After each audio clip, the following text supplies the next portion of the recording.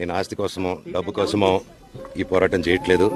ఎందుకంటే ఇది పోరాటం కూడా కాదు, ఇది ఆత్మగౌరవానికి సంబంధించింది, నా భార్య పిల్లల సేఫ్టీకి సంబంధించింది.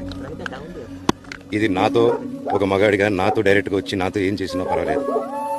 నా భార్య పేరు ఇంక్లూడ్ చేయడం, నన్ను తొక్కేదానికి నా 7 నెలల పాపని ఇంక్లూడ్ చేయడం, నా బిడ్డల ఇంట్లో ఉండగానే అలా బిహేవ్ చేయడం కరెక్ట్ కాదు.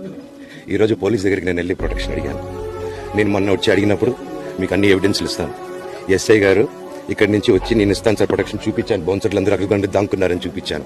అది కొంచెం చూసి ఓకే సార్ మీరు ధైర్యంగా ఉండండి, మేము ఎక్కడికి వెళ్ళట్లేదని చెప్పి మాట్లాడి పారిపోయారు.